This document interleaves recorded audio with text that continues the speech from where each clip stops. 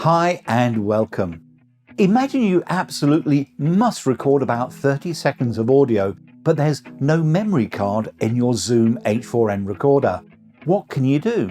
Well, there's a little known feature on the Zoom H4n recorder called the memory record mode. It lets you record up to 35 seconds of audio direct to the built-in memory, whether or not you have an SD card in the slot. Now, there are certain limitations. It's only available in stereo mode, i.e. you need to be using the built-in XY microphones. The recorded file will be a 96 kilobit per second MP3 file. The maximum duration is 35 seconds, and only one file can be saved to memory. So if you do a second take, the previous one will be overwritten by the new recording. With all that said, how do you enable memory record mode?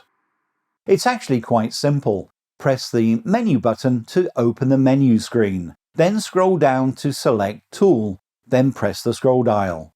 On the Tool screen, scroll down and select Memory Record, then press the scroll dial to open the built-in memory record screen, where you will see Record and Play is selected. Press the scroll dial and you're now in memory record mode. You can see in the bottom right of the H4n screen that the available record time has changed from SD followed by a time to M followed by 35 seconds. So you've now got 35 seconds of recording to the built-in memory, and record and playback is exactly how you would do it with an SD card. Press the record button once to prime the record so that you can set your audio level, and then press the record button again. The Zoom H4n is now recording. But how much can you say in 35 seconds? Of course, it depends on your pace and style of speaking. But when I write a radio commercial or radio spot, I assume a reading pace of about 3 words a second, but a little less for video. So 35 seconds equates to around 90 to 100 words. Now, once you're done, press the stop button and the recording will be saved to memory as an MP3 file. It'll remain there even if you turn off the power. You can listen back to the audio in the normal manner by pressing the play button. To exit memory record mode, power down your Zoom recorder.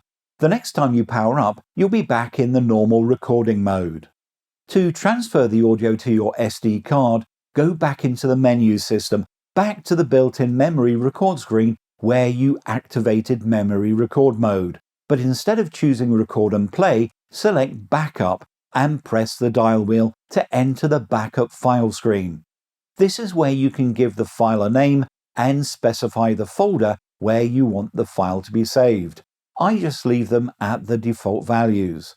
Finally, scroll down to select Execute and press the scroll dial to proceed to the confirmation screen. Select Yes and press the scroll dial. The file will be transferred to the SD card and erased from the built-in memory. Finally, press the menu button 3 times to exit the menu and return to the normal play screen. One question that you might have is, why record to the built-in memory if all you've got is 35 seconds of record time? Well, if you need to record a soundbite in a hurry, booting up a Zoom H4n with a 32 gig SD card takes 43 seconds.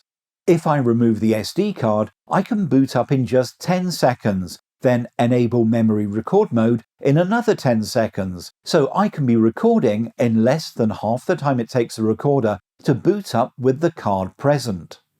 That's it for this video. Thanks for watching, but can I ask a small favor?